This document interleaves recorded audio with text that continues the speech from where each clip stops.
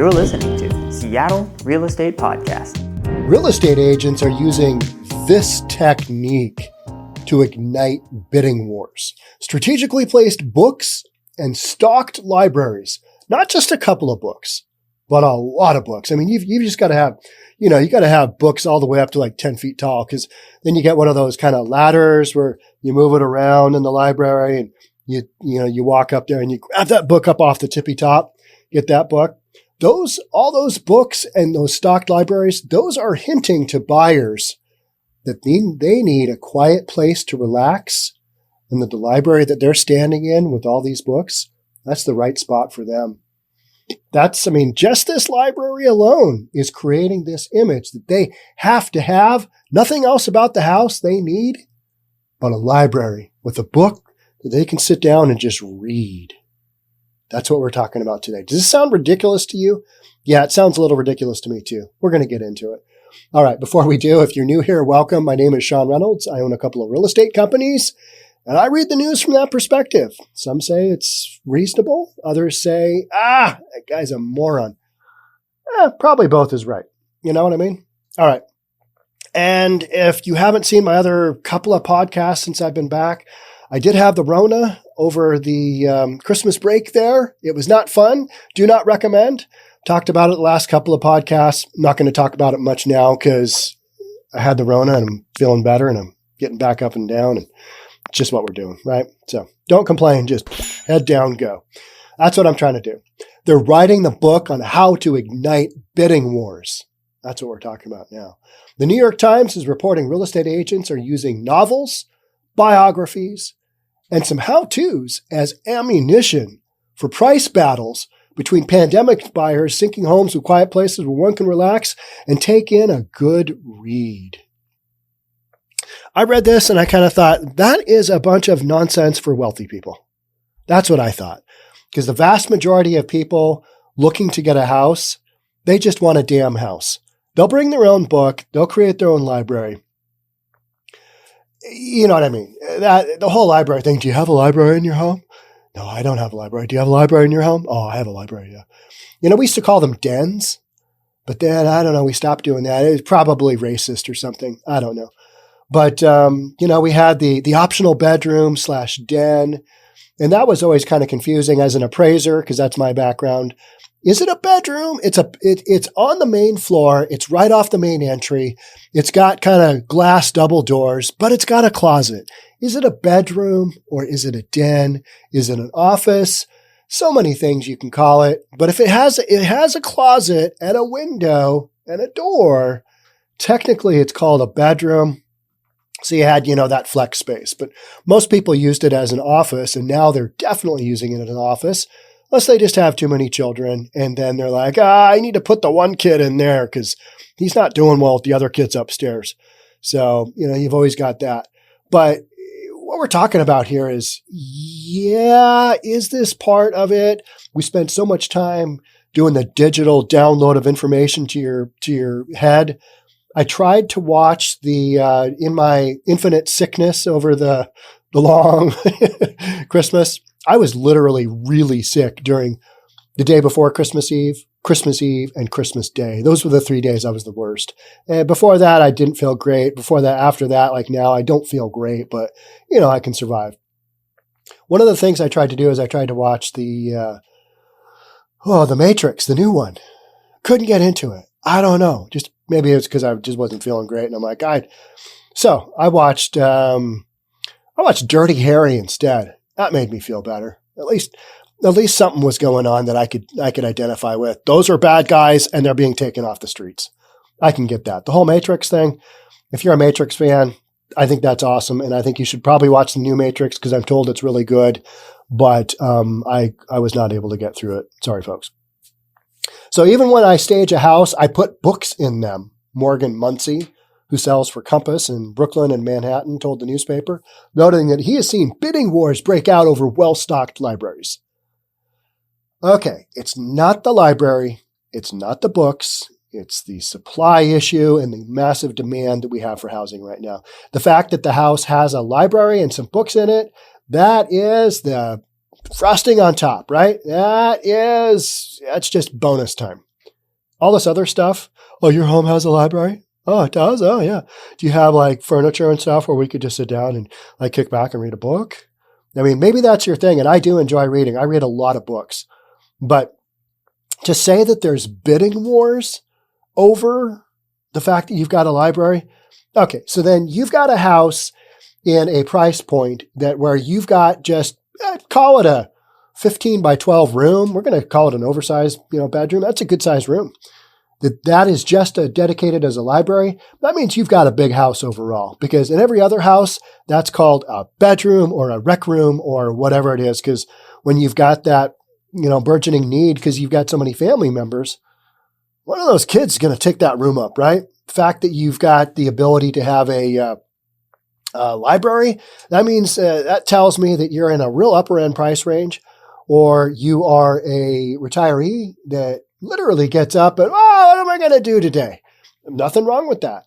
But those folks within the housing purchasing of the pandemic, they're not the ones out there beating the bush, creating, these bidding wars. No, they're the ones selling the home. They're the ones selling the home. And everybody is saying, the baby boomers aren't selling enough of their homes. That's why we don't have enough supply. Yeah, that and a lot of other stuff, right? But let's just keep going down the idea here that if you have a well-stocked library and, some strategically placed books within said library, that you're going to ignite a bidding war. Let's just keep rolling with that, because that's what the author of this article wants us to believe. And let's just see. During a time when digital overload has many looking at lit screens for hours a day, the printed word can have a calming effect that forces us to sink into a soft chair and decompress, if only for a chapter or two. That is something that I actually do, and I totally agree with that. I will get off my phone. I will get off the TV. I will forget about YouTube for a while, and I'll crack open a real live book. I mean, a real live one with pages and everything. It's got the front and the back cover, all that good stuff. Maybe even a index in the beginning telling you where chapters. Nah, that's too much. So you sit down and you read a book. Yeah, it's a wildly different experience than sitting on your phone or your iPad or, logging in yet again to the news to, hey, let's see what's going on. It's Christmas. It's in between Christmas week and it's in between New Year's. Slow news. You'll see that by what some of the other podcasters are coming up with. I was like, really? That is your topic? Because that is some weak stuff there. I'm a real estate guy, so there's always stuff going on with real estate. But, it's not terribly exciting. That's why we tend to go to some of the more public safety type issues where there's some more interesting stuff there, right? And along with real estate agents, architecture companies, they are taking notice. Are they? Or are we just talking about it? The tactile connection to books and the need for places of refuge in the home, both for work and for personal well-being, have made libraries a renewed focus in residential design. Okay, that should say for rich people. That's what that should say. Let's be honest, right? Because if you get a library, that's a bonus, but you need other stuff way more than you need a library probably in your life. Because we've been talking since March of 2020 when everybody just hunkered down and some businesses were essential, some were not essential. We've been talking since then about you just need more space because people are doing everything at home. Relaxing? Yeah, that's important. A book? Sure. You can prop up, a recliner chair. That's what I enjoy reading a book in. You can put one of those bad boys just about anywhere, right? And kick back and do your thing. In the Oak Knoll Press published book, The Private Library, The History of the Architecture and Furnishing of the Domestic Book Room, Reed Byers makes the argument that there are plenty of reasons to keep great works of literature on shelves in your home rather than inside the brains of your pocket e-reader, with relaxation and wonder at the top of the list. I like to go to the bookstore. I like to peruse through books. I don't have an e-reader. I guess I'm just old school, but I think that's how we're meant to read a book, or, hey, just get it on tape. But then I'm not really reading it. I'm not really going through what I feel like to be the book experience, which is, from left to right, left to right, and top to bottom, that whole sequential thing. And once you get to the bottom of the page, you turn it over and you start up in the upper left of the new page and, work your way through. You know what I mean? Reading. That's kind of how I see it. With these e-readers, I'm like, okay, that's slightly different interpretation of the data that I got to work through, and I got to have it listen to it. If I'm just listening to something, I want to listen to music. That's just how I am. I know everybody else can go do their cardio and listen to some book on tape and just get inspired to do something, but I'm going to listen to some ridiculous music because I need something to take my mind off of all this other news and other stuff that, comes in reading format. So, but here's the paragraph that I'm going to read here. And this kind of really tells you where this article is coming from. And it's pretty entertaining. So entering our library should feel like easing into a hot tub, strolling into a magic store, emerging into the orchestra pit, or entering a chamber of curiosities, the club, the circus, our cabin on an outbound yacht, the house of an old friend, he writes. It is a setting forth, and it is a coming back to center. Guess we could all use a bit of that right now. This is literally how we end. An orchestra pit. What about the mosh pit? What about that? Oh, that's not like reading a book at all, is it? Or a cabin on an outbound yacht. All right, books on my yacht. They would be like what to do when your yacht is sinking, right? Or charts of, if you follow these charts, you will not sink. Or, any kind of stuff like that. But not sitting around just reading a book. And the orchestra pit thing, chamber of curiosities, the club. What club? Is that a nightclub? Are we going? No, because those are loud and have the thump, thump, thump.